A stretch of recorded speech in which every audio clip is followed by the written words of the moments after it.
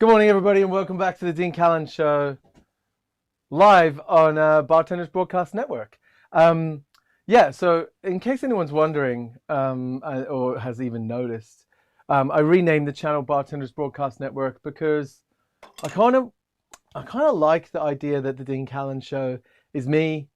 I'm going to get some help. I promise. It's going to happen. But it's just me chatting shit with people I like, people I haven't met before sometimes, but effectively introducing either myself or other people to new people, having a chat to them, and finding out more about those people that build out and flesh out our bar industry. Now, today I'm going to be talking to Struan Grant Ralph. He's the global ambassador for Glenfiddich, and unfortunately, he's having some tech issues, so he's not quite ready. But you know what? That's okay, because I'm just going to chat shit. I actually had to start, otherwise Facebook would cut me off. So I'm just going to go out and boldly assume no one is watching this. And you know what I'm going to do as well?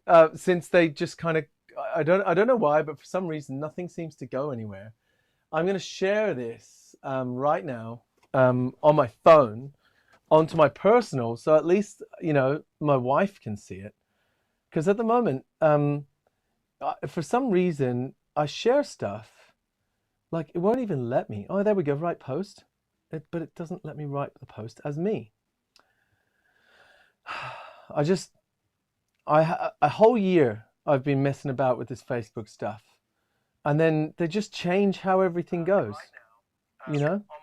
It seems to be working, but like they just change how, like I can't even find where I do. Am I getting old? Is this actually me just getting old? Yeah, like I think I'm just getting old. I've just shared it and wrote shared, right? What like it's driving me absolutely crazy. I used to be able to just go share and share all the stuff, and now I have to finick around, and there's some sort of new thing that I have to do. But I don't have time for new things. I'm getting old in my old age. Now, hopefully Struan's going to join us soon. In the meantime, let me tell you what my plan is for the Bartenders Broadcast Network. Now, obviously, I enjoy doing the live shows, but they're only once a week. And I want to kind of go back to doing my training videos and everything like that I used to do. I used to be like, how to cut a lime. And this is what whiskey is. And in fairness, I want to open a bar. I'm going to rebuild all my spec sheets and things like that. So I figure I might just share all of that stuff as I'm developing them. So if I come up with a Manhattan recipe, I'm like, this Manhattan recipe seems to work. I'm going to try it with 4 or 5 different bases. See how that goes, right? See which base is the best within a price range. You know, like house pour. I'm not gonna start putting you know, Willet's rye, which I love, but I mean it's a bit pricey and a bit hard to come by for your house pour Manhattan. Might be Pimp My Manhattan, like Manhattan Cribs.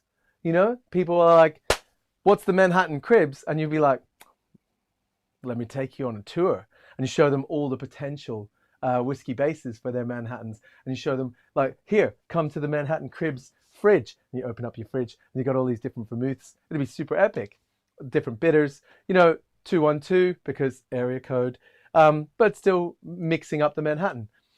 When it comes to house, someone's like, can I get a Manhattan?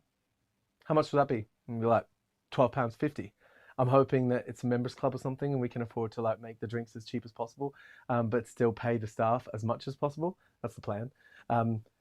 Obviously, I haven't opened a bar yet. It's probably for that reason. But anyway, go into the Manhattan Cribs and bam, there's all the stuff laid out. And you're, oh, wow, I fancy that and I fancy that. Be a bit more expensive than the house. But the house, if you're like, just a Manhattan, you're going to get the house. But how do you decide on a house? The only way is to get your crew to sit down and try it in multiple different ways. So I figure drink classics, a whole show dedicated to like fine-tuning classics and bringing up classics that people might have forgotten about. You know, I made a Missionary's Downfall today. Near forgot about that myself. until I thought about it at the last minute. And I'm still questioning, did I make it correctly? Was it creme de pêche that goes in a missionary's downfall? Peach schnapps? Was there even peach in it? Was there mint? Am I adding the mint to that? You know, I actually second guess myself because I'm live. Obviously, your IQ goes way down. And your memory is just gone. You know, what was that thing? How did I share a thing on a Facebook? I can't remember anymore. But yeah, you know, just ranting to the camera. And I'm really hoping that Struan's watching this and he's saying stuff like, this guy, I'm not even going to join, right? But today, right, if anyone is watching, I don't think anyone is, but check this out. Glenfiddich Mo freaking tasting. Look at that. Wow. So sexy. Isn't that great? Yep. I don't know should I wait? If there is one person watching, just comment, right? Just say stuff like, yeah, just open it.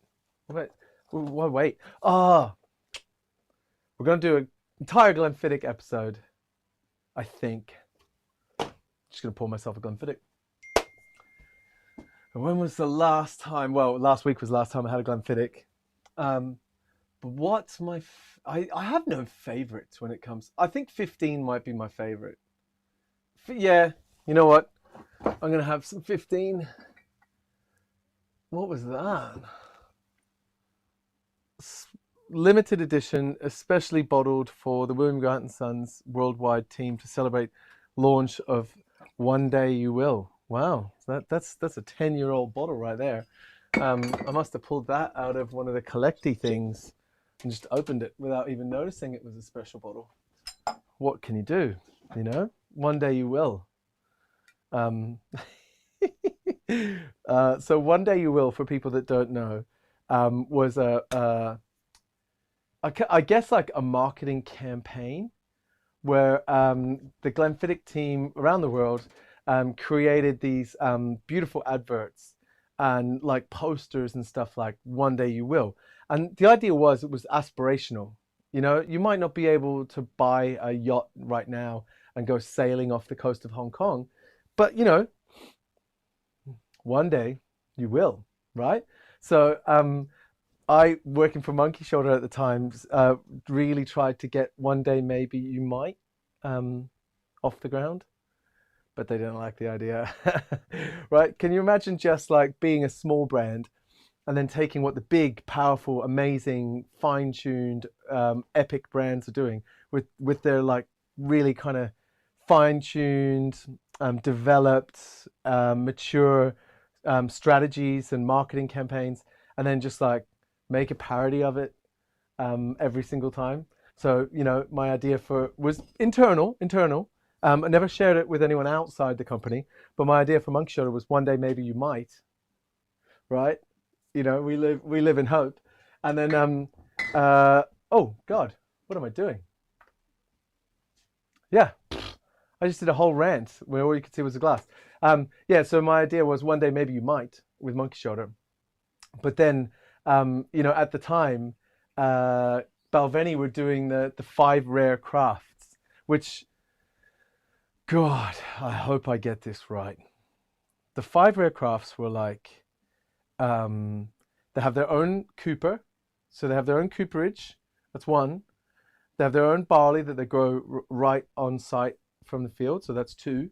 They have their own malting floors, that's 3. They had dentists, so they had their own coppersmith, that's 4. 5 was, God, what was 5? I think it might be the maltmaster. Right, so Struan's with us, so that saved me. I think he's seen me dying here and going, yeah, I'm going to join. Where let me cut to this guy and add left. Hey, how you doing, man? Hey, what's up? So did you see what I was doing? I'm sorry I left you hanging, man. Oh no, it's all right. So I used to, you know, when I first started doing this show, I used to actually just like go live with no concept of what I was going to do that day. and I'd actually take a photo of myself from over there. I'd press the timer, run back behind, and be like, or holding something, and I'd grab something, and then I'd randomly go live, because my idea was, the whole idea of 10,000 hours. To be good at something, you need to do it for 10,000 hours, and then you start to over time master it. And so it's 10,000 hours of live streaming, which is a lot of hours of live streaming. By the end of it, I'm going to forget there's even a camera there.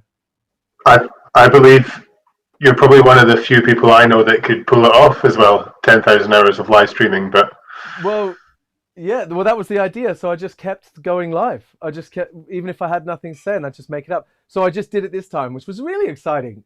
And you're just speaking to a void, You don't know if it's going somewhere. And with the way Facebook has worked today, honestly, just between you and me, I don't know if this is going somewhere. I've got 1 like, which means it must be live. Did you see whether it was live? No, I didn't. I don't spend much time on Facebook. Yeah, the Book of Faces. Well, unfortunately, Instagram doesn't let you go live from a third-party piece, so I'd have to just be holding the phone, and it's kind of a bit dull. Look, I can change the angles here. See that? That is nice. Yeah, so I've got 15-year-old here, and what I was doing was I was telling everyone about the One Day You Will campaign that Glenfiddich had way back in the day. Because I've got a bottle here that was a gift.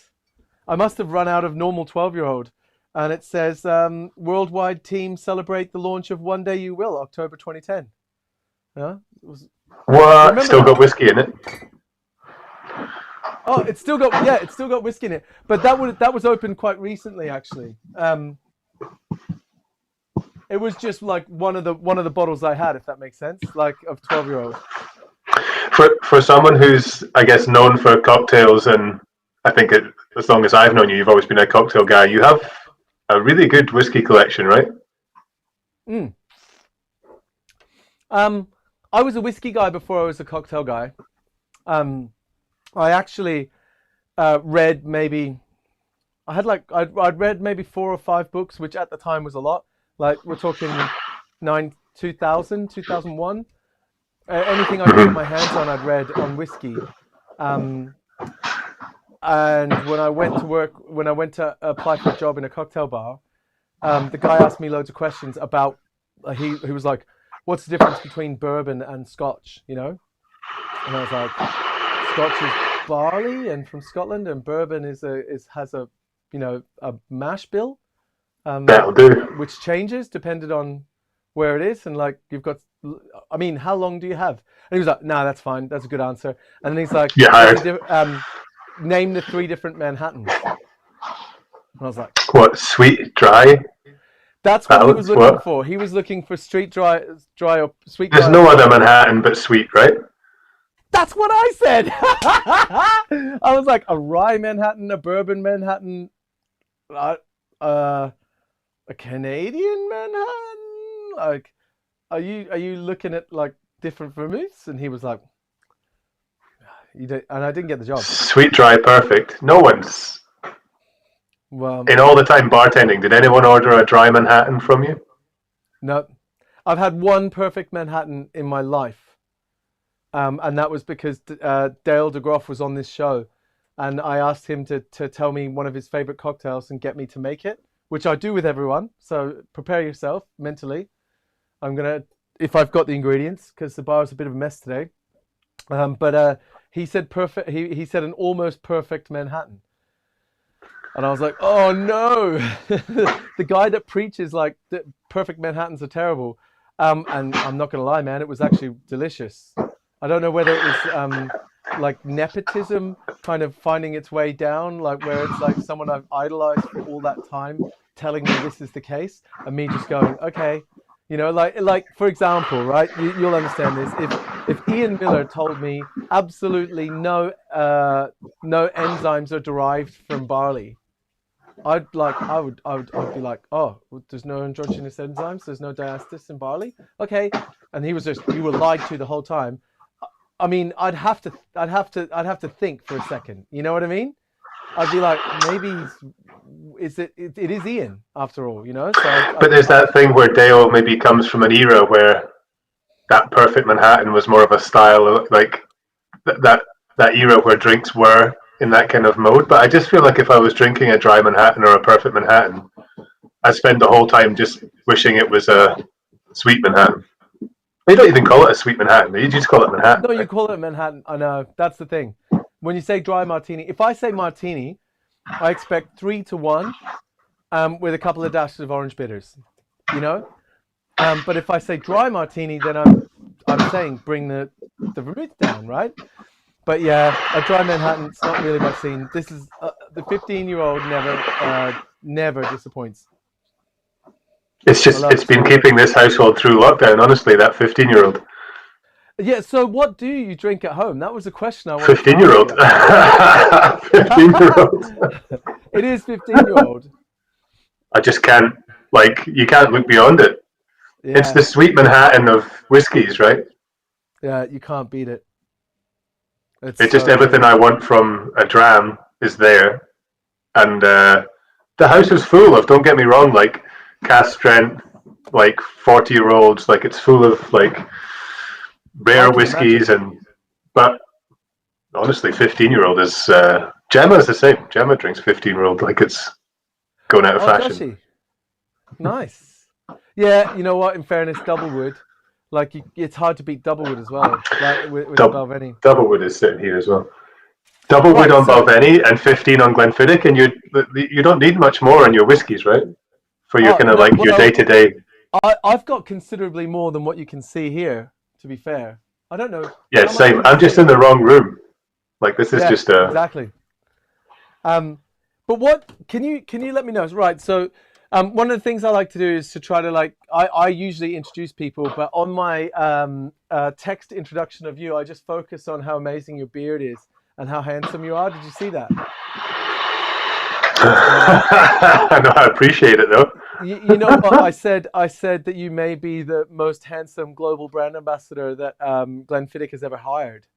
I was trying to Yeah, get there's Ian only Miller to been two. comment. I was trying to get Ian Miller to comment. I said also the youngest. You know, I was trying to get I'll Ian take to, I'll to, take to, I'll take youngest. yeah. Right. So, how long have you been doing it? What have you been up to over the last couple of years, and what have you got planned for the near future? I kind of wanted to give people a chance before we got into these things, um, to get to know you a little bit more. What was there? How long have I been doing it? I mean, I mean, bartending since '99, uh, and always in and around the drinks industry since then. And then made the switch. I guess stopped bartending in 2010 or so, and moved to Glenfiddich then in Asia. Um, and so yeah, 10 years with the company in a few different places. Worked in Kuala Lumpur for a while, Singapore, New York, London, and now up here in Speyside. And yeah, it's been a good it's been a good ride. It doesn't feel like a decade, but but you were so I can't remember how you moved across in the beginning. I remember Ian being the global guy. But you were based in Asia before you moved to global.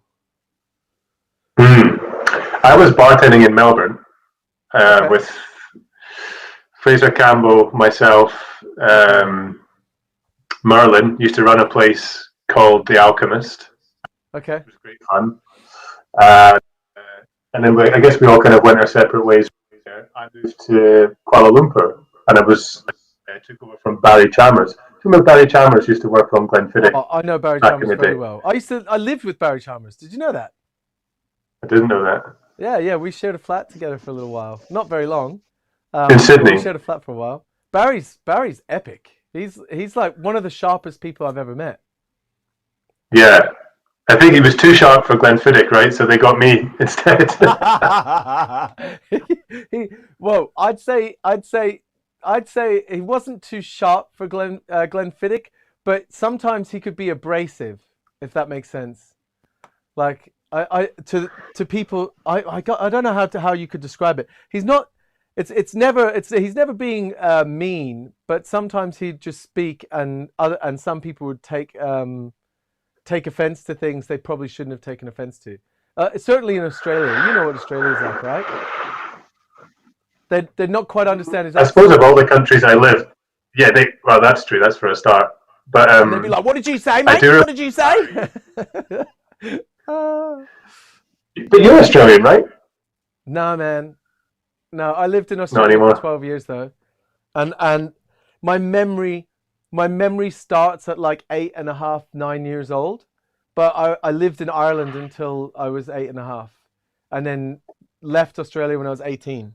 So like, I do remember Barry Chalmers calling out Brian Kinsman on how one of Brian's whiskies were made.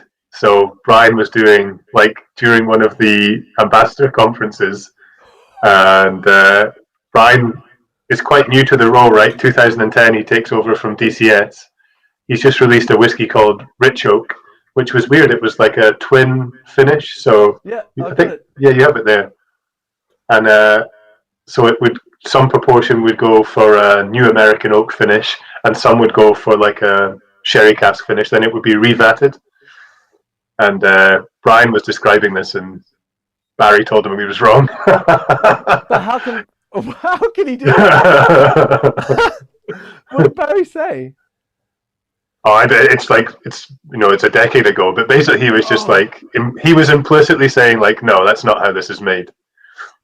but had he been given? He must have been given wrong information before, and then committed I it to guess so. memory. Yeah, I guess so. Oh, Barry. Yeah, his knowledge was epic, and also when Mhm. he was on fire, when he delivered a training session, he was amazing. He was really good. Yeah. Yeah, I had a lot of time for Barry. He's a plumber now. No way. Yeah, he left the industry. He's doing like, he's doing like super highly. He's got like he keeps getting. I don't know whether you have to do different courses to get to different levels of plumbing, but he's doing plumbing where you're like dealing with high pressure gas and stuff like that. Because the last time I had a chat with him, I was talking about, oh yeah, like plumbing compared to bartending, it must be like a total different world of like, you get something wrong, and he's like, yeah, Dean, you get something wrong in a bar, and there's never really like consequences. If I get something wrong, people might die.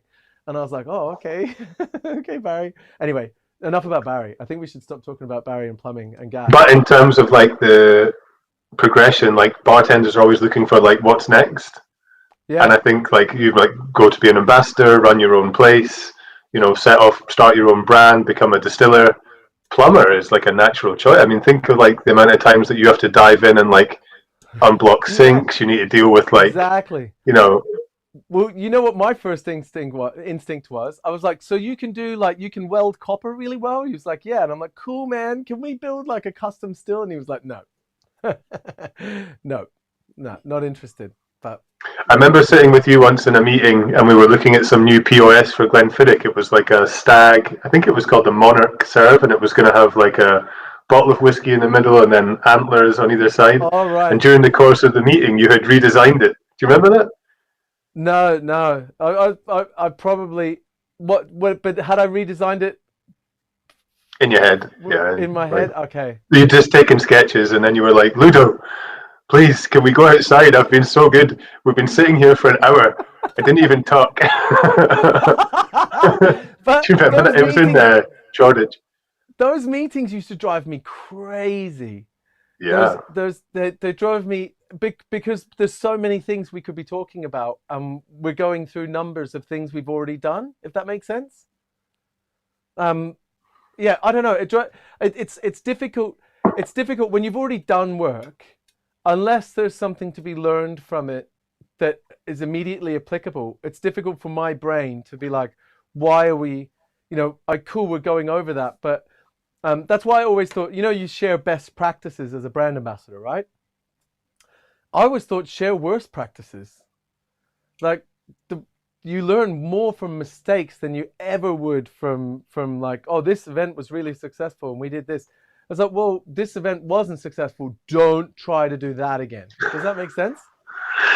I think there's still probably a decent like Dean Callan worst practice file going around somewhere where it's Oh, like, do not just spend your budget on 3 drones or in fact do, because apparently that works. Like, Yeah, it was one drone. I bought one drone.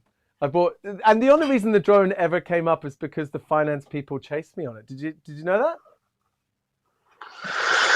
I Yeah, can't a believe they did finance that. person Yeah. pulled me up and said, "Why were you buying a drone at Christmas time?" And I said, "I didn't buy it at Christmas time. I bought it on the 1st of January when, the new budget had started. So it wasn't in the previous year's budget. I had to wait for this year's budget to be able to spend it." And then I said to him, because it was like, I can't remember the astronomical price of getting someone to fly a drone, but it worked out at something like 4 times the price to pay someone to fly to the Alps. And then, and this is before we pay for their flights and accommodation and food and transfers. It was 4 times the money to pay for them to be there for the 5 days we were going to be there and fly a drone, than it was to buy the drone and learn how to fly it. And even if it crashed, we still get the footage. So I bought the drone, taught myself how to fly it, and then took the footage, and everything worked out okay. So actually, it was, it ended up being a quarter of the price. And if the weather was bad, we still would own the drone, right? You can go back. But if the weather's bad and you've paid the drone pilot, you still pay the drone pilot. So my budgets were too tight for hiring a drone pilot. And it was before it was illegal to fly a drone on a mountain above snowboarders.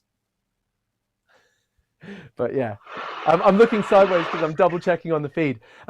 So what have you been doing recently? That was one of the questions I asked you, because you've sent me this. Oh yeah. Yeah, you sent me this, and it arrived today, and I haven't opened it. I've been really good, and to hark back to that Ludo conversation, I've been sat here for a whole hour. I haven't said anything. But Well, I love Ludo to bits, but like, his desire to get numbers and spreadsheets drove me absolutely crazy. the list. I'm sure you missed the days of updating the list. Oh, what you mean, like the brand Every time ambassador we ones? met, every quarter, we would update where we had BAs and what they were doing. Yeah, that was the Oh, list. right. And yeah, Yeah, well, the first ones. Do you know the global brand? You still run global brand ambassador meetings, right? Where everyone meets together. we just had one. That's where I just came from. Oh, Charlotte keeps they're warning the to do the best. list.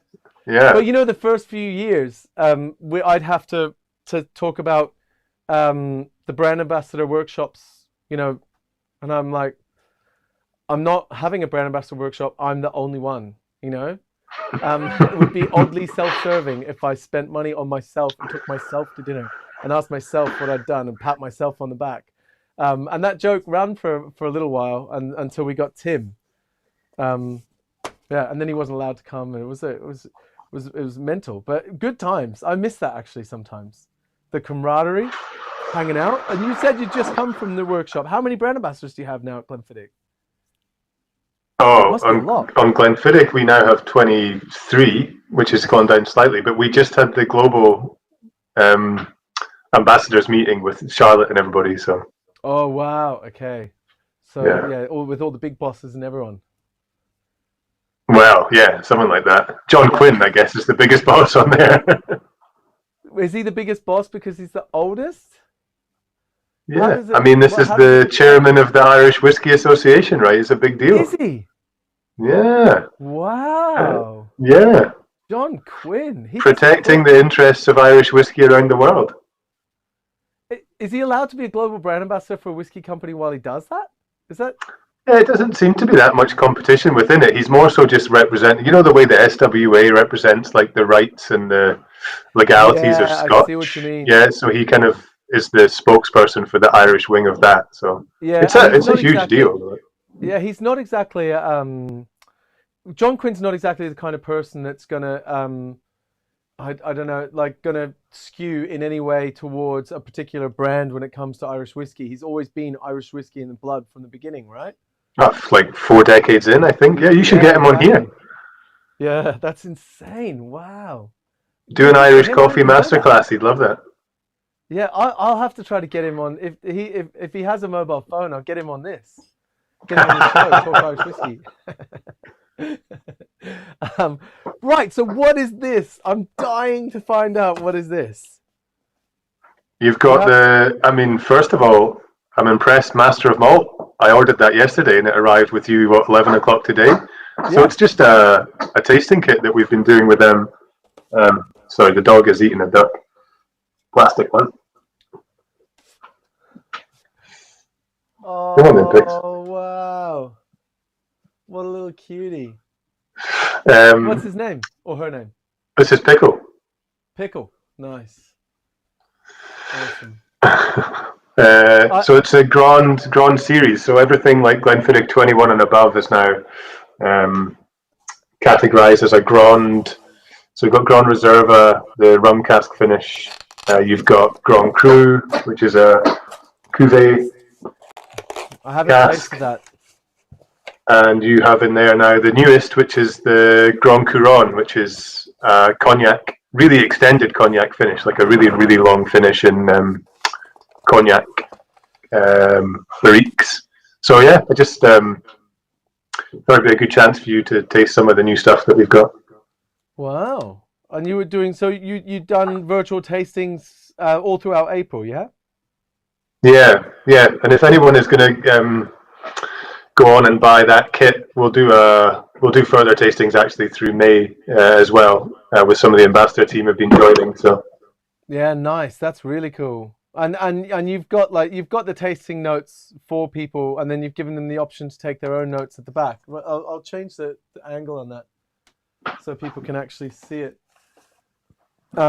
So you're getting little collection of the drams.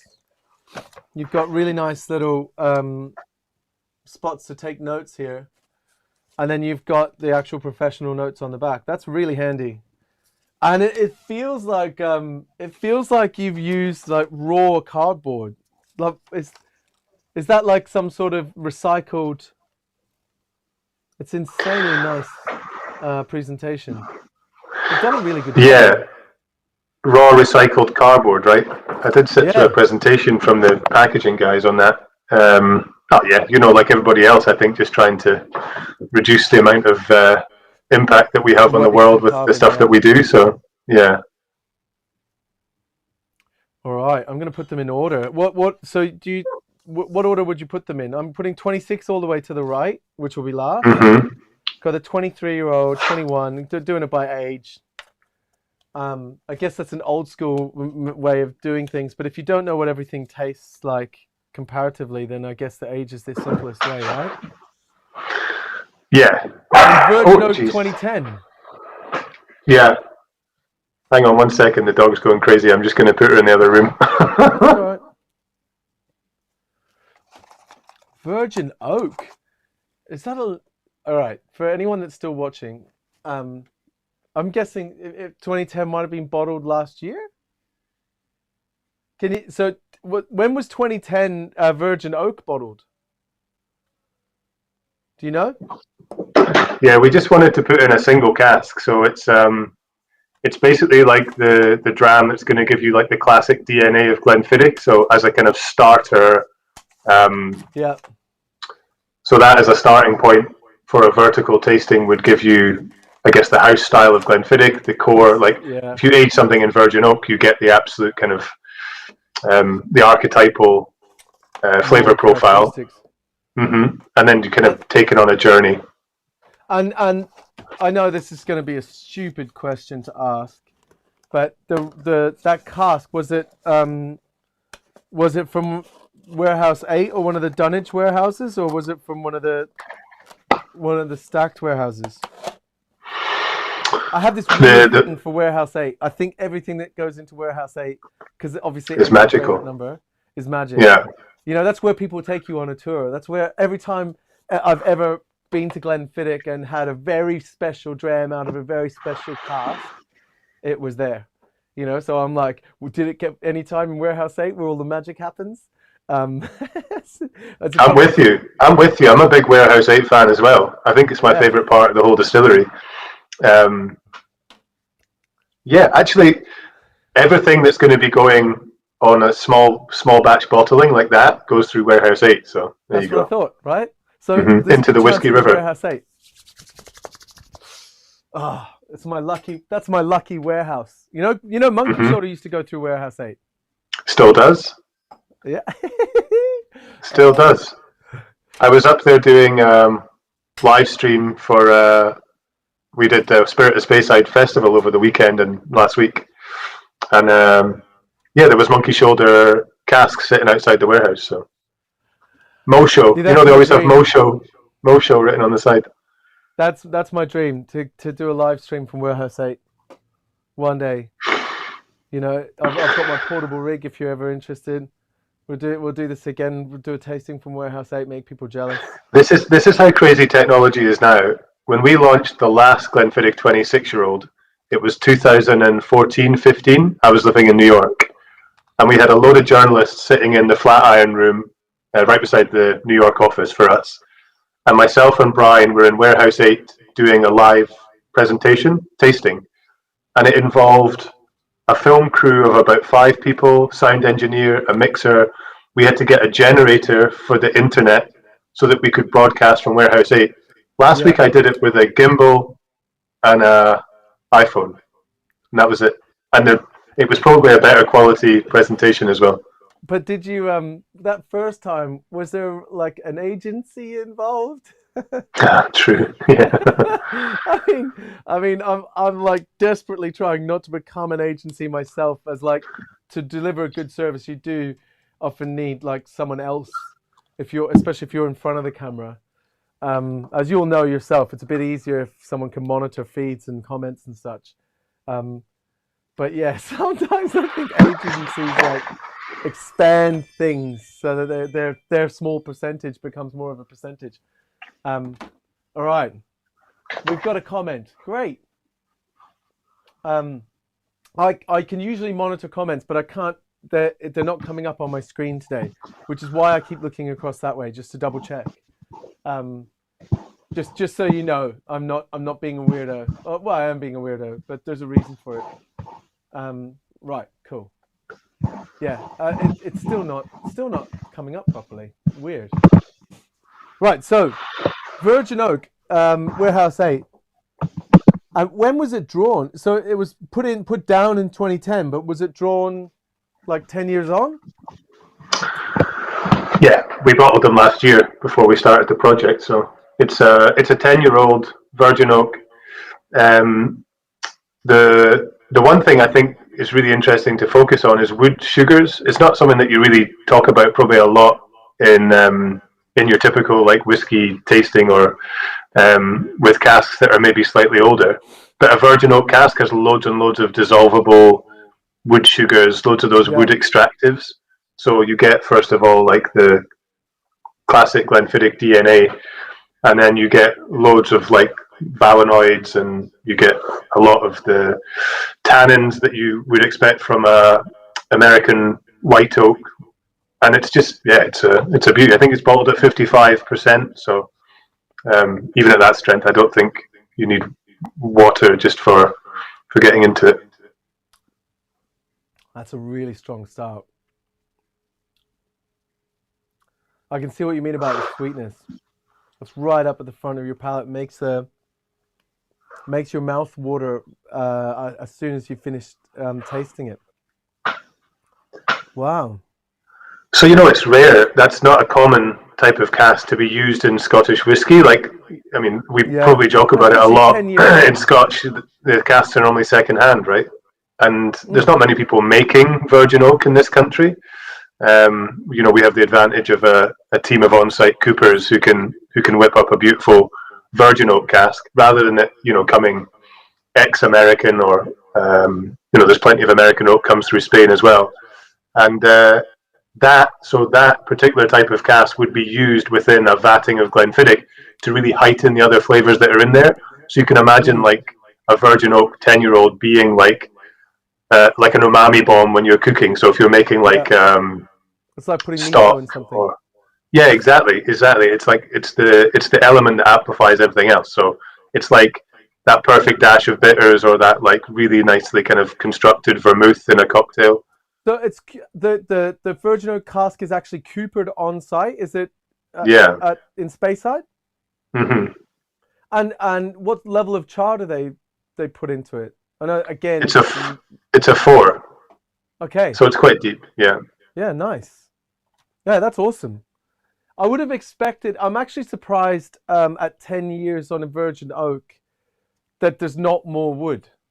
I would have expected that because when you think about bourbon, that you taste a white dog like a new make bourbon, and it's super sweet and super kind of like it's hard to describe it. Like it's super one dimensional almost compared to when you're tasting new make. Like it's straight up sweet and robust, full flavor, and you can expect that when you're adding a virgin oak cask to it, the astringency that comes out of the cask is going to strip away some of that sweetness. But I always imagined that 10 years on, with a new make coming from Scotland, particularly as delicate and as floral as Glenfiddich can be, and as fruity as Glenfiddich can be, would have that astringency would have stripped it more flavor away. But I'm actually surprised that you can still taste the house style in it. Yeah. And it's just, yeah, it's like, I've got some here as well, actually. I've got the Denver and Liley glass, though. Yeah, sweet all the way through. And then it's quite good as a reference point. You know, if you're going to taste the drams that are there, to have that as a kind of base note. And like you said, like the new make characteristic of a distillery is always the best way to have a look at how it's aged or what kind of releases you're Yeah, doing. So, like we just released a 26-year-old cognac cask. It's a really nice way to compare that virgin oak sample with, what does this taste like in 2.5 decades when it's spent, a good deal of time in cognac as well. So all right, so the 18-year-old is that's your normal. That's the 18-year-old, the normal 18-year-old release, right? mm-hmm. Okay. So now after 15, once you hit 18, these are the Grand Cru Yeah, Grand Range, Grand Series, yeah. Grand Series. Okay. I have 18-year-old here. I can see it, yeah. Compared to this smells like Meteor.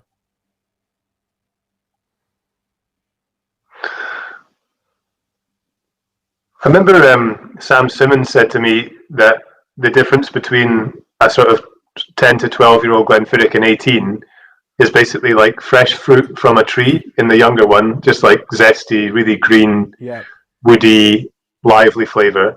That exact same flavor, but kind of fortified. And if it was the same fruit, it would be in a cake. Like you've just got like Yeah. a deepening, like it's a richer, more robust sort of thing going on. It's not fresh apples and pears anymore. It's like an apple and pear strudel with Strudel was like my nickname in school, so I'll take that. oh, really? Is Strudel, that yeah. from Struan? It's not because Yeah. you had really long noodly arms. Oh, well, yeah, I did, but that If you wasn't the didn't take reason. Struan and noodle, then Oh, yeah, strudel. okay. Yeah, I No, didn't get to that's know. what It's I just thought. strudel. Yeah. Um, mhm. and obviously in school you didn't have the beard, the glorious beard.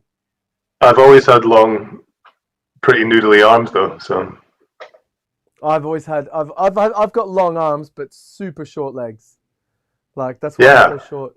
I have stumpy legs. Oh, this is gorgeous. It's really interesting actually because I've got 18-year-old there, and every now and then I'll do tastings with people. In fact, like I did a tasting with 18-year-old a couple of maybe 4 or 5 maybe a month ago. Um, and I ran out of the 18, and it was one of the older bottles of 18. And I had to get some more 18, but which I haven't even opened yet. Um, but when I was doing that, I was pouring, and I'm doing the comparative tasting of different whiskies, and I didn't sit and actually go back to it again, if that makes sense. I Hmm. wasn't drinking the whiskies at the time. I was introducing some things to people, and I was making cocktails that complemented the whiskies. But when you go back and you sit on things again, you're like, oh man, I forgot about the 18. I spent so much time with the 15. That I forget all about it. Um, I don't, yeah. To be honest, I don't spend a lot of time on 18 either. Brian's favorite whiskey in our range um, which I suppose says a lot. It's a lovely extension of 12-year-old. If you ever do a tasting, Glenfiddich 12, 18, and 30, they're the only whiskies at Glenfiddich that are essentially made in the same way. So you can start with 12 as a base note. It's a vatting of around about 80% American oak, 20% European. 18 slightly more European oak, and then 30 slightly more European oak, but they're all married in small batches in oak tons. Yeah. So it's only 3 whiskies at Glenfiddich that are made identically. Everything else is either a finish, a Solera vatting, or a single. Yeah. So you could go as far as to say they're Glenfiddich's core, almost core range. Like this is the Glenfiddich. This is the Glenfiddich slightly older. This is the Glenfiddich at like a very mature sit and sip.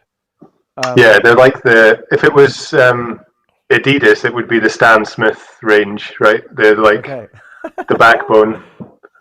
That's so good. Yeah, I forget. And same with the 12. Like, I mean, I've had a lot of 12 in my time, but you need to remind yourself to go back and sit down with whiskies again. There's a desire. Have you ever met anyone that's super into cycling? Yeah. So Mark the number Thompson, of bikes, right? There's a thing. The number of bikes that you're meant to own is N+1. N being the number that you currently have, and plus one more. So when you think about some people with whiskies, I've had to stop myself because I'm not traveling duty free all the time, and I can't afford to keep buying things. But there is a desire to keep buying more whiskies. You know, like, I need this in my range, or I need to try that, and you end up like always looking out, but you need to come back to your core sometimes, and that's exactly what this is for me. I'd forgotten how much I liked 18. Right, so 21. 21 is a rum cask finish. As you know, it's got a great story behind it. It's one of the first rum finishes that we did as a business. The first being the Cuban cask at Balvenie, and then the original rum cask from Glenfiddich was known as the Havana Reserva. So literally cask coming directly from Cuba and finished for 6 months. And it's a great classic bottle to collect, that Havana Reserva, the first ever 21-year-old. This has been taken completely in-house, so we blend the rum to our own specifications now. Just taking rum from brokers and creating our own rum blend, which then seasons American oak, and it's just exactly what Glenfiddich should be like in rum casks. You heighten the sweetness, and it's a lovely like dessert kind of cocktail, dessert sort of dram. Really nice sort of thick, oily texture. Loads of sort of toffee and. Do you have an idea where the rums come from, or do they constantly change so that you can keep the same flavor profile? Yeah, they're because it's blended to style. There is a little bit of thank you. There is a bit of variability there. So they come from brokers, and the 3 different kind of rum blends that are there at the distillery are going to be Caribbean cask on Balvenie, this one, and then we have Fire and Cane as well. Different styles of rums for different finishes. Yeah, the Fire and Cane's delicious, man. I actually really quite like the Fire and Cane. I'm just trying to figure out what has gone on here with the feed, because it's got like slightly less interaction than I'm accustomed to. It could just be me. No. I mean, like, it doesn't seem to be doing anything. Stream, and it's just come back to me and said stream quality updated. Like, I don't know. They've changed the whole. They've changed the whole background that I see when I go onto Facebook. Yeah. So there is a comment. Yeah. Okay. Yeah. It's just a bit. It's just a bit odd. It feels a bit. Yeah. I don't know. Sorry. Oh, here we go. Struan's audio is coming in hot. Okay. Now I've got feedback. So can you speak again, Struan? 1 2 2 2 1. All right, let's have a look. And then one more time. 12221.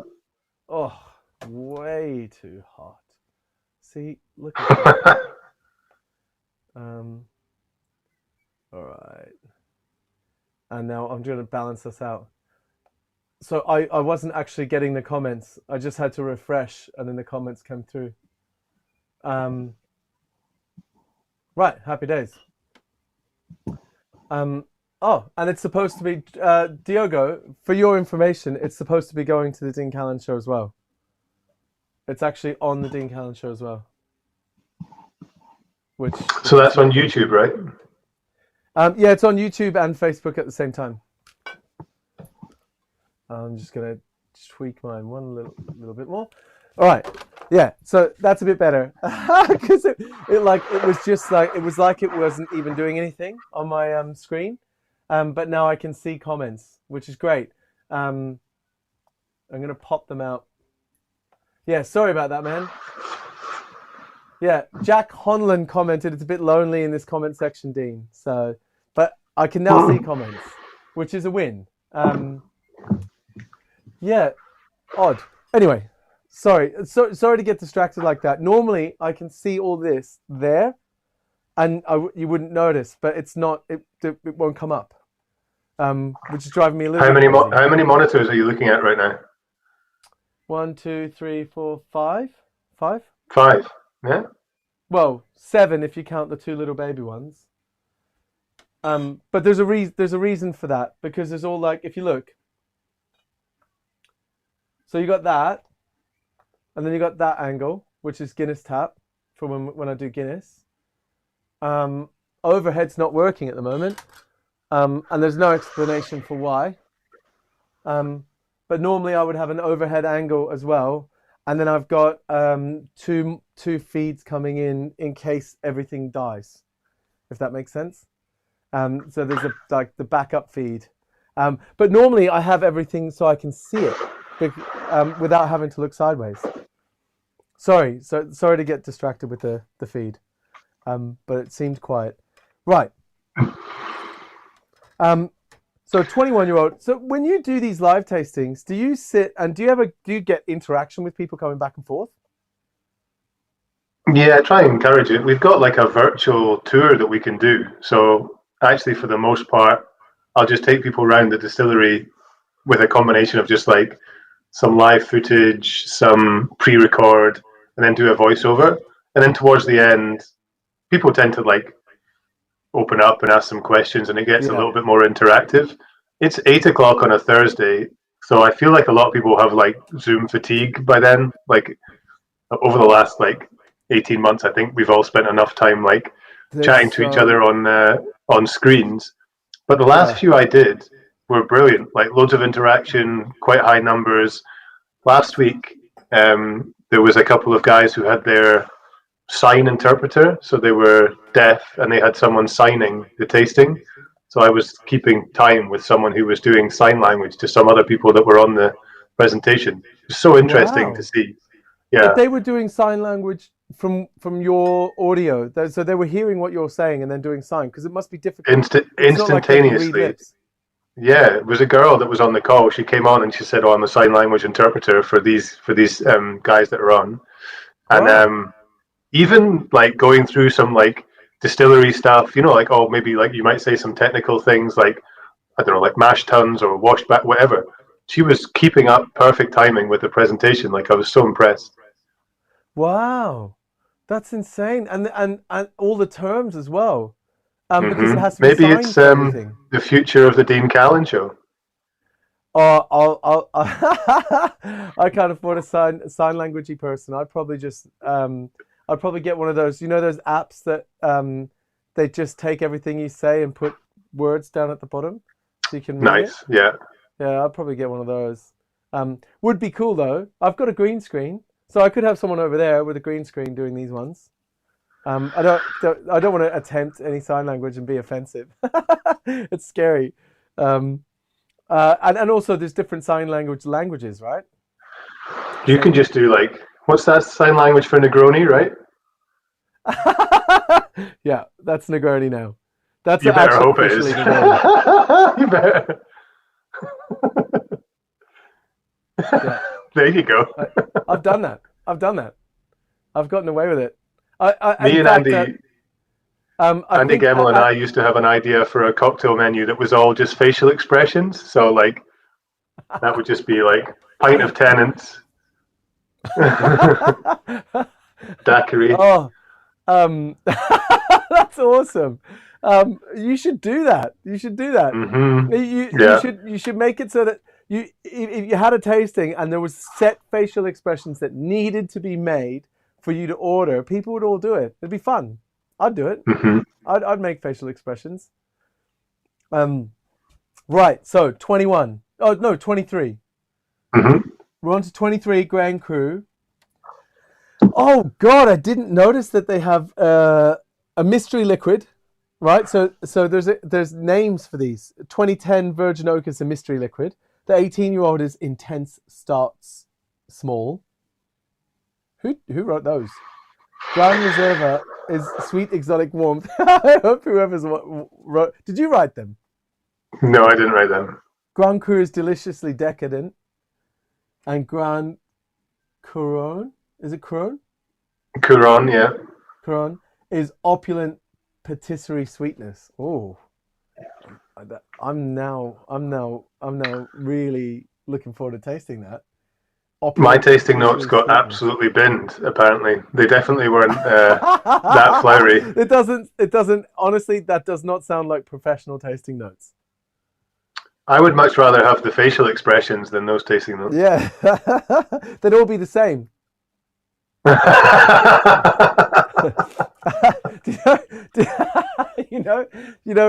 I wanted to ask you about the many photos of you checking how clean glassware is on Facebook and Instagram and things like that. Yeah, it used to be like the signature, didn't it? You had to get at least like 10 of them. That glass in is front clean. of casks. Did JP take that photo? Of course. Yes. I was like, that's the JP. JP's like, all right, guys, do this. When I went up with Tim the first time to get photos taken in front of casks, we were like, can we jump on the casks and ride the cask? And he's like, you can imagine, you have to look right? at the He was glass. like, You just look at the glass. Who are No. these people? It's like, take the glass, look at the glass. Have you got That's those what we photos do. somewhere? What's that? You must have those photos somewhere. Yeah, No. they are. Yeah, I've got hard drive after hard drive of crazy amounts of stuff that either that all, and some of the stuff that didn't work is amazing. Like we once shot for 3 days straight 32 between 5 and 10 minute videos on classic cocktails, all made with scotch, and some of them were amazing. I had to take 3 or 4 takes of each one. They wanted minimum 3 takes that they thought were perfect for safety. So you can imagine how long the days were. None of it got used. None. Well, that was a monkey shoulder campaign? It was with monkey shoulder, yeah. But do you want to know why none of it got used? Because I don't know, someone made a call overpouring about 3 videos in on the first day. Someone made a call that the drop of Angostura bitters that was on my white shirt could be removed in post. And I had to keep that shirt on. And then it was discovered afterwards the cost of going in and CGIing out about 18 hours worth of like one dot. Angostura drip. Stop it. Like 10 years ago was actually much more than people assumed it was. So it didn't happen. It was a drip. It was a drop. This smells great. You've got a lot more. I'm getting a lot. I don't know why, but I'm getting a lot more kind of vanilla note on it. Yeah, perfect. That's exactly what you should be. It's really brioche. There's a sort of that like yeast, but like the good side, like a appetizing smell of yeast. It's predominantly American oak for 22 and a bit years, and then finished in cuvee casks. Interestingly, like a first and second fill wine cask coming in from France. and then vatted to get the balance that we wanted. It's a beautiful, It beautiful dram. smells amazing. God, that smells nice. This might. I now know I'm gonna like it. If I don't like this is gonna be crazy.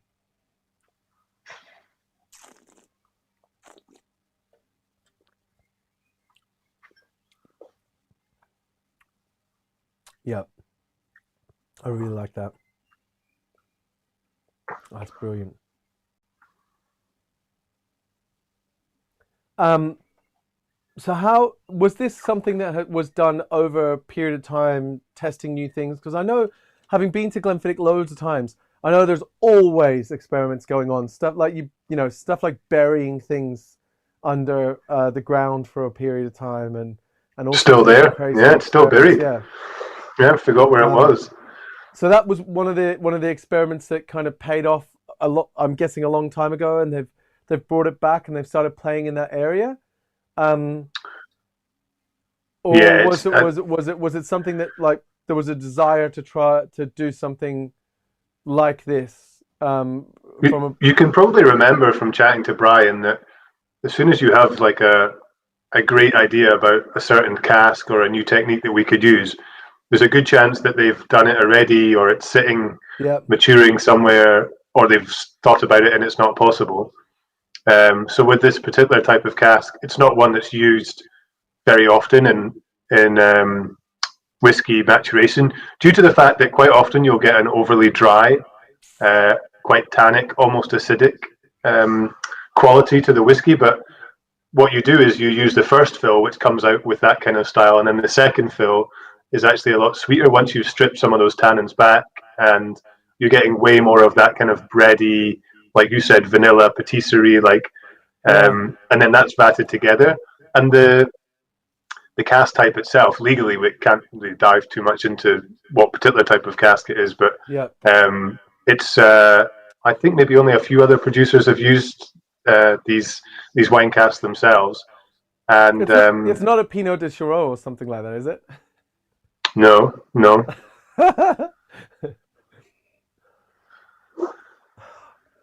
slightly further north in France. It smells great. Okay, I'm. You know what? If anything, I'm buying a bottle of this. That you can buy this, right? Yeah, yeah, it's the All right, Grand Cru. It's this one here. get 'em on. I'm lifting my ban on buying new booze. My ban is being lifted. The foot has spoken. I'm getting a bottle of that. That's delicious. Right, so I'm now super pumped for 26. It might be 26. I'll try to get my hands on. Right. Um, so this one, for the people at home, or the people that watch this after the fact, Antique Gold.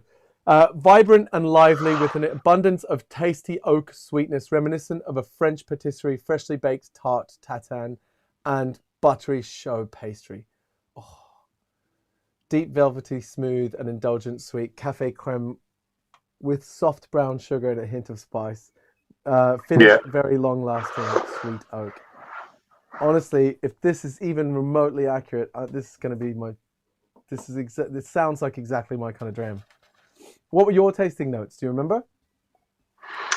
I just said it tasted really nice, and they didn't use that. So Tastes I great. I get loads of that, like kind of temple sort of incense thing on the nose, and then loads of sort of buttery pastry. It's very creamy dram. So just to give you some context, it sat for an extended finish, 2 years in cognac cask. So it's the longest finish we've ever done. Um, Combination of it just works really well. Cognac casks have obviously been seasoned with spirit, so a lot of those kind of maybe drier, more aggressive tannic notes in the wood have been stripped Yeah, out already, quite similar to what bourbon does. And then so for maturing Scotch, in this case, you can leave it in there for a long time and it's going to have a very mellowing, softening effect on the Glenfiddich. Then when you take the fact that it's like 24 years old when it goes in there, you're really kind of like ramping up this like sweet, rich, like creamy. It's got loads and loads of like um, fortified fruit, and yeah, throughout it all, it's just like loads of sort of an aromatic vanilla and sweet oak as Yeah, well. it's really interesting because I can't there's a flavor I'm getting that I can't put my I just can't put my finger on what the flavor is. But it's reminding me of a very specific flavor, but I can't. My brain's just not bringing up what it is. I'll probably remember in hindsight. All right, I'm gonna have a taste.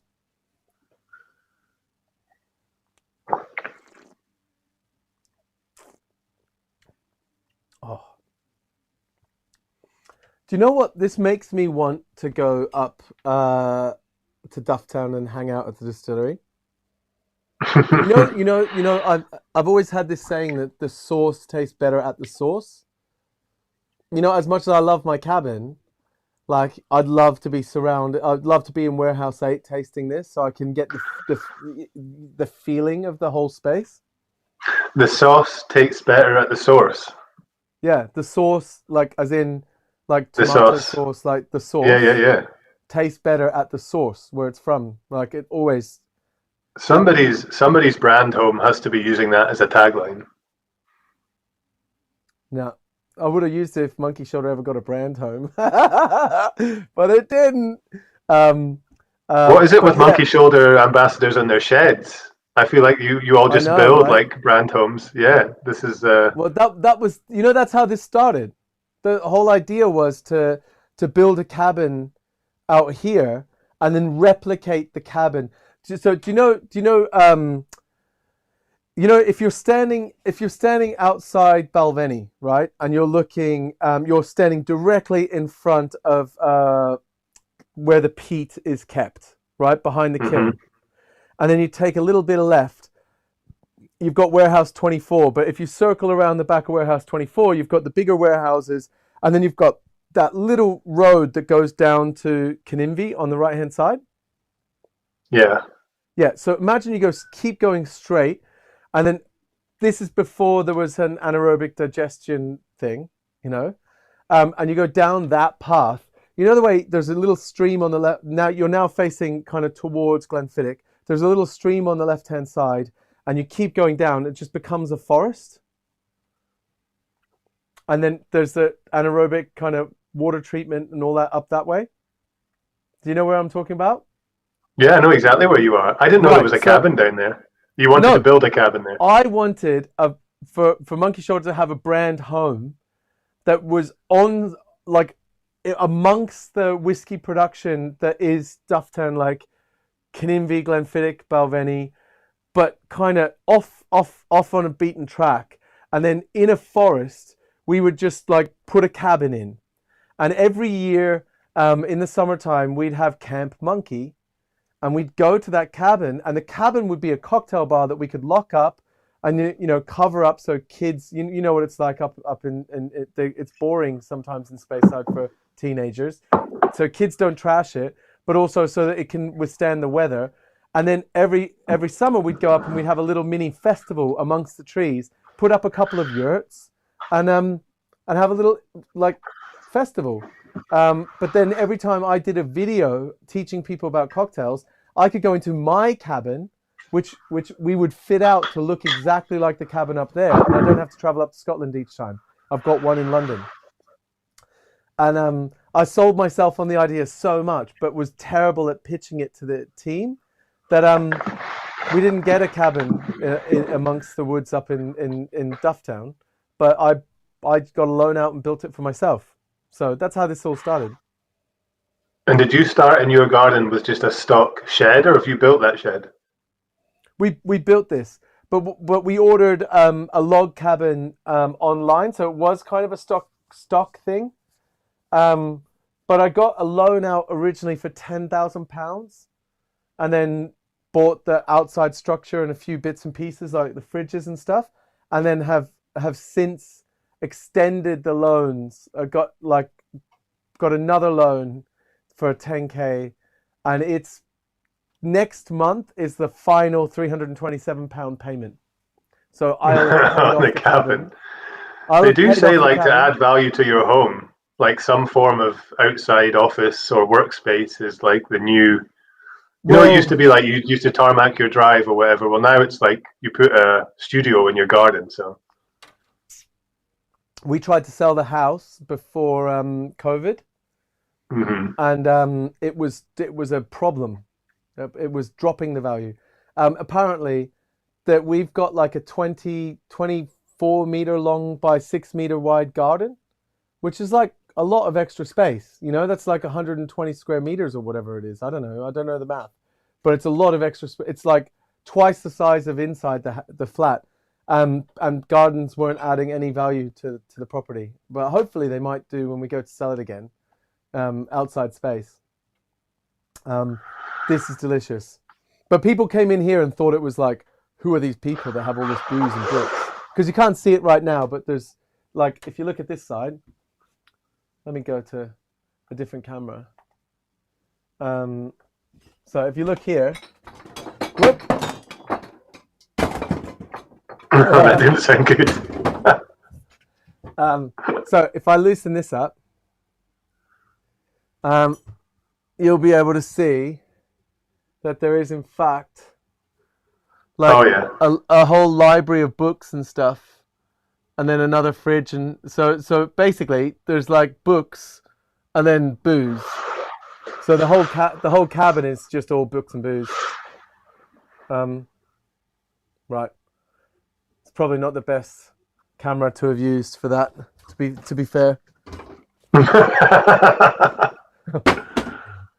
Yeah, not the best camera. I actually should get a camera just here on a swivel, so I can show. Because like there's books, and then it stops, and then there's humidor, and then an office, and then gadgets, and glassware, and then it goes back to all screens. Which, yeah, Are you smoking cigars down there? yeah, man. Yeah, I've got the Same. same humidor, except with like two spots missing that the guys have at the Savoy, in the American bar at the Savoy. Nice. I was there and I was like, oh, that's my humidor. But like, you've got one that's like two extra shelves. They've got a slightly bigger one, but the exact same one. So if you ever come down, you ever want to drink whiskey and smoke cigars, you're more than welcome. Every day. Yeah, and it stinks up the place a little bit.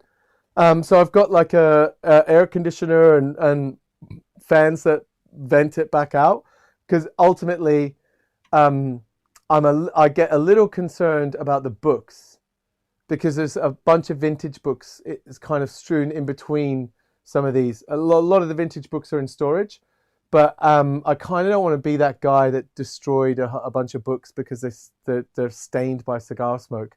Or maybe I want to be that guy. I'll be the last guy that was able to do that. Oh, it's a tough one. I think of the 23 was a revelation for me. Um, Diogo's saying the book should smell good. Yeah, I was thinking that it's like a nice seasoning. I smoke cigars in the house here. We got like a back room with a coal fire. You can load it up with peat Oh, nice. in the fire and just yeah, and it's kind of like a snug in the back there. So the Speyside weather isn't really suitable for being outside smoking cigars on the deck, unfortunately. So No, but you know yourself, like you need to get it right. You need a little bit of ventilation, but sitting in a room and smoking a cigar where the room starts to fill and you've got that thick, rich. I'm not saying the smoke should be like this, but if there's wind blowing and you're smoking the cigar and you're getting a little bit and you're rolling it around your mouth and everything else is not, you're not getting the full experience. I think I started smoking cigars long before the smoking bans came in, and I'd go to venues that were, like jazz clubs and stuff like that, where you'd have a Manhattan and you'd have a cigar, and I there'd miss be it. a I live miss it band about on. living in the States actually, because they have like probably like a much greater cigar culture there than we do here at the moment. And it's like especially like being in New York or like down in Florida, just going to cigar bars like to finish the evening. So good, Yeah, like a good drink, like so something stirred, classic, and a cigar, just brilliant. Well, come along, man. Let me know. Let me know when you're in London, when you're allowed to travel, and you're down in London again. And we don't have to do a video. You can just hang out. Because I'd be really keen on sitting down and having. I'm gonna have a few cigars tomorrow. I've got people coming if I can get I had anything two. done. I had two last Saturday up here. I've just started subscribing to Cigar Service, so I get six every month, and then they Oh, send one mystery. and you don't know what they're gonna be? You get the six with the tasting notes and the details, and they're all packaged up, and then you get one which is a mystery, and then the next week, the next month rather, you find out. So you have it, and you're like, yeah, I'm loving this. So last month I had this cigar. It was like almost like a Churchill, but an hour smoke. I was loving it, like the most stunning cigar. It's actually really nice with that Grand Cru.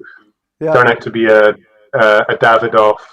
I can't remember what gauge or whatever, but it was like stunning. So I bought a box of them. It's a really really good idea because Yeah, you're spending an hour going like, wow, I'm really getting into this, and I have no idea what it is. So then you find out the yeah, next because month. I've got like a predetermined kind of idea of what I like. I got to a stage where I just like short, punchy, like, well, short cigars, so it's not a long, like you're not sitting on a Siglo 6 for ages. Like it's like shorter, and then a big ring gauge so that lots of like fresh air is coming into it, if that makes sense.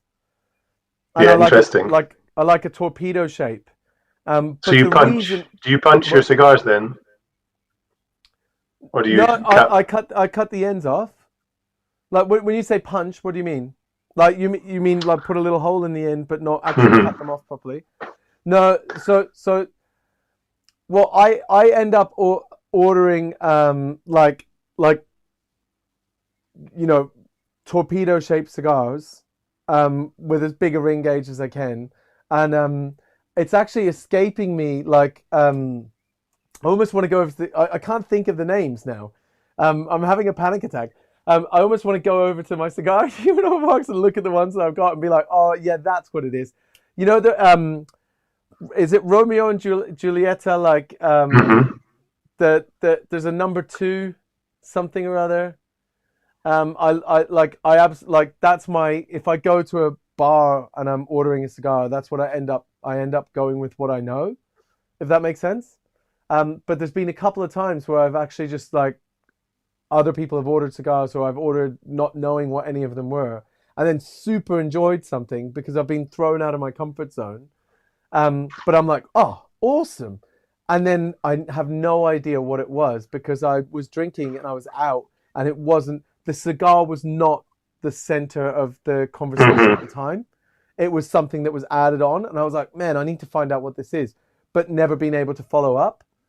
So that subscription service would be ideal because I'd have the I'd have the thing that says that's what it Yeah, was, I'm you know? actually finding like six a month is quite a lot, really, because you're That's a not lot, really yeah. socializing yet or anything. I mean, in normal kind of situation, I guess you probably would get through six in a month, but just on your Well, own at the house, have you got a good humidor? yeah, I got a couple. Yeah, Yeah, because you can I've let got it age cigars for a that I've while. had for years in my humidor. I kind of Yeah, slowly worked through them during like lockdown and that. But I like the exact point where a cigar is just in total harmony with the whiskey you're having, and yeah, you're just sitting there going like, "This is so good." And like when you're in company and you're chatting a lot, and I think when you're all having a cigar, there's this kind of like unwritten rule where your phone goes down and you're not like nobody's leaving at yeah, that point because you've lit a cigar. But when you're on yeah. your own, you're just like you get so it's quite a hypnotic, quite meditative experience. I think. Um, So Struan, right? Obviously, we've got to hang out and have a cigar at some point. Um, hmm. but before you go, because I've kept you on for way too long. Before you go, I do this with everyone. I ask a couple of different questions, but one of them is, what's your favorite cocktail, and or what would you like to show me how to make? If I've got the ingredients, what should I make?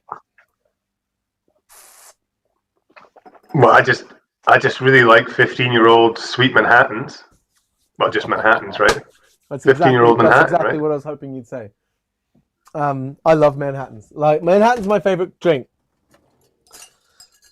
I Yeah, I will think it's drink probably my Manhattans favorite as all the. well. And So pina it's coladas. effectively a Rob Roy on Manhattan on 15. Yeah. And what And I spec like the do you fact that use? 60 mil 15-year-old to 15 vermouth. Wow. Okay. That's a huge amount more whiskey than I would normally use. So it's like 4 to 1. 4 to 1, yeah. Is that right? Because I usually do Yeah. 2 to 1. Like, and then 2 dashes of bitters Really? for Two the to area one? code of Manhattan. Wow. 212. 212. Uh, You know. Have you ever heard? Do you remember the song? You're old enough. Do you remember the song Area Code by I think it was Ludacris? got, yeah, but I Manhattan's not got 212, is it? yeah. It's 212. People from Manhattan told me. Unless they were bullshitting me. I don't know. I lived in New York, and I don't remember that being there. Area code. I think it might be a phone area code. Yeah, okay, it's the phone. Yeah, got it. Yeah, you're exactly right. Yeah. Um, yeah, because it's zip code for post, but it's area code for phone. Yeah, I just remember that when I was in America, they gave us the phones from Edison, which is where our like admin offices are. So I had a New Jersey phone number. So whenever you gave someone like the number or they saw it, they were like, "Wait, you live in New Jersey?" And everyone was like, But "Why would you live in Jersey?" And I fucking love Jersey. That's the thing. do you know Great what's things come from interesting? Jersey. I googled the 212 just to be sure, right? I Hmm. wasn't going to say this, but apparently they made the 212 Manhattan area code smaller because obviously there's more people now with mobile phones. So they made it smaller. And when they did, the people that lost the 212 for their phone got really upset about it because it was a prestigious thing to have a Manhattan area a Is it phone because they number. had to change the way they made their Manhattans as well? Yep. Got it. Two Um, one uh, three triple dash. well, yeah, you know what's really funny? I listened to Ludacris's area code like maybe 15 times trying to find 212. He came to the distillery last year. Do you know that? No Uh, way! yeah. Why?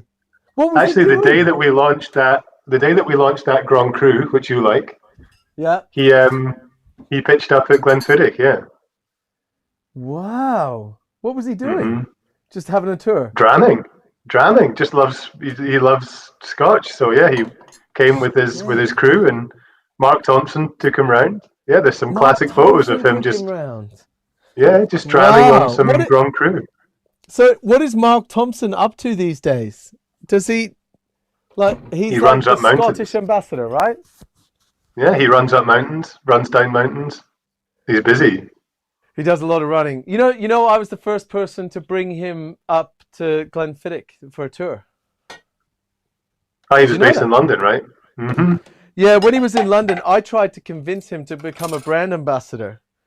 Originally, it was for grants, um, because I was like, dude, you'll be a great brand ambassador. Like, don't even think about it. Like, you'll be an epic great brand ambassador. And he was like, that's not what I do.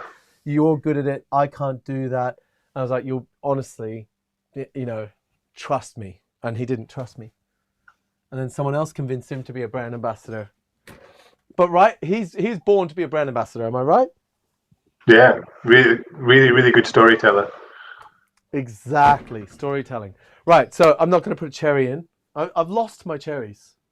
I have no idea where they are. I'm going to have a little taste of this. Oh, I want one. Actually, I've got some discarded here. I'm going to make one as well.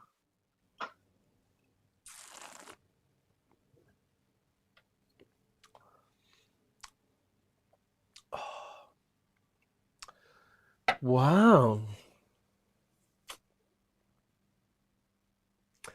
Could it be the whiskeys that I've already drunk? Or have I been getting the proportions wrong all this time? because that's actually really nice. I just go big and boozy. Also, 15-year-old is kind of crying out for making a Manhattan, right? It's a three cask um, Solera system, so you got three parts to a Manhattan. The flavor profile of 15-year-old really lends itself to the vermouth. I didn't see which bitters you put in there, but I tend to use either Archster with Angostura. orange or Ango. Oh, it's Ango. Um, yeah, it works really, really well in Manhattan. Less so in old fashions. 15-year-old old fashions don't really do it for me. I tend to like whiskies that are way more like American oak dominated. I might try a bit more. I might put a dash each of Angostura and Regan's orange bitters next time. Oh, It's a tasty drink though, right? It's a very, very good cigar cocktail as well. It's got loads of texture. Yeah, we'll have to pair that with cigar next time you're down. done. Oh, Struan, so it's that's been an yeah, absolute honor to done. have you on the I'll show. cross the border for that. Yeah, well, when you're allowed to, don't break any laws. Um, Don't go running. we'll, Don't go running for the south just for a cigar in a Manhattan. yeah, we've got loads of time. We're still young. 20 years from now, we'll still be doing this type of stuff, I think. Have you I turned the hope. big 4-0 yet? No, no, it happens at the end of this year, 8th of Uh, December. So 8 being my yeah. lucky number. I was born on the 8th of December, 81, right? So I turned 40 this year. You wouldn't be able to tell, right? I can't grow a beard. Had this conversation with the guy at the shop today. He sells beard oil. I was like, "How's the beard oil going?" And he's like, "Oh, all right. I've sold 60 bottles, but this guy's beard is amazing. Like he just works the checkout at the local convenience store, but his beard looks so good. And then there's this little beard oil that he's selling, and he's selling them because his beard looks so good, right? And he's Yeah. making it himself. And I asked him about it today because obviously I was having you on the show, and I was like, "Hey, dude, do you sell much beard oil?" And he's like, "Yeah, mate, I've sold 60 bottles or whatever. I've got to do another batch." Um, it's going okay, but obviously he's a corner store in, like, I live in East Dulwich. It's not a busy space, like, and he's just got them sat there. He's still selling them. I think it's because his beard is so glorious. And I thought about you, and I thought, you know what, would make a good present for Struan? Oh no, he's probably got some sort of special. He's probably beard oil sponsored. Are you sponsored by a beard company? I had a few when I was like mega social media traveling a lot. A few people sending me like beard products, Oh, but not now. now I'm just another guy with a beard. Like it's just There's too many guys with beards. everybody's got a good beard now. I feel like if you're gonna have one now, you've got to have a legit, like a Mate, masterpiece. I'm not joking. I can't grow one. It does, like, No, that doesn't surprise me though. nothing grows here to there, and I get a little 5 o'clock, like a 5 o'clock shadow just around this bit. After maybe a week, and it looks gross. It's just not nice. It's never going to happen. I've decided I've just got to give up on my dream of looking like Chuck Norris. But you've got a big personality. You know, some people grow beards because they haven't got much else going for them. But like, you've got Because I've got a weak chin. you've got a bar, you've got a bar in your shed. I mean, you've got that. That is the beard of like garden accessories. So Yep, yep, it is. Right. Thank you so much, Stuart. I'm going to let you go. I think I've been hanging on far too long. Thank you for being on the show. I hope you get to come down to London sometime soon so we can hang out and have a cigar. And the tasting, although I felt like I was a bit dry in my explanation of why I liked all of these, I definitely think, and I honestly think I liked, maybe it was my first introduction, but I thought the 23-year-old was my favorite of those, partly because I was introduced to something new. So I think that going down that angle has definitely worked really, really well. So hats off to Brian Kinsman. Which yeah, and actually, I find like you probably got classic bartender palate where you're going to appreciate some of the dryness that's in there. So it's not yeah, just all like sweet, rich.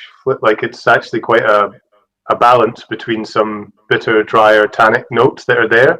So Yeah, Yeah. that's good to Well, hear, man. I'm glad to hear you like I can send you some more. that blew it up for me. That was like, wow, okay, that's epic. And also, I really enjoyed going back to the 18-year-old and remembering how much I liked it. Um, and you're that the I guess it was a revelation when you were like 12, 18, 30, because Gosh. drinking the 30-year-old, I taste it, and I can taste the 12-year-old in the 30-year-old, if that makes sense. And I've done that before several times where I'm like, right, this feels like a grown-up version of, like, not grown-up, but older, more mature, more mellowed version of the 12. But I hadn't actually made the connection of the 18 until you said it, which is, it's great to have done that, because now it's shifted the way my brain sees the 18-year-old. Because I love the 12, can't afford the 30. Hey, man, once you've paid off your shed, you can start, you'll be rolling in 30-year-old. I can. Yeah. No, but what, £300 a month has now been added to money I don't have There to you go. spend. 2 months, Um, bottle of 30-year-old. 2 months, bottle of 30. Yeah. Okay. All right. We'll speak in 2 months when you come down for a cigar. Love it. I look forward to it, man. Just don't tell Electra. If I do have a bottle of That's 30-year-old, it. she'll kill me. She's probably watching. All right. Thanks, man. Thank you so much for being on the show. I am gonna end it with my outro, which no one watches to the end, right? So I've put a special little treat in at the end of the outro for anyone that is watching, right? Oh, like Watches the end. Marvel? Yeah, good idea. Oh, Yeah. there's a new ending. It's brand new, starting today. Okay, I'm going to watch it.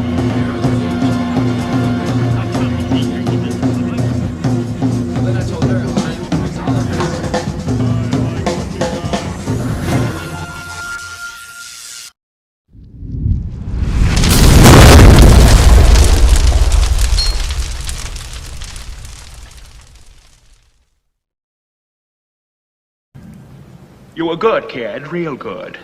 But as long as I'm around, you'll always be second best, see?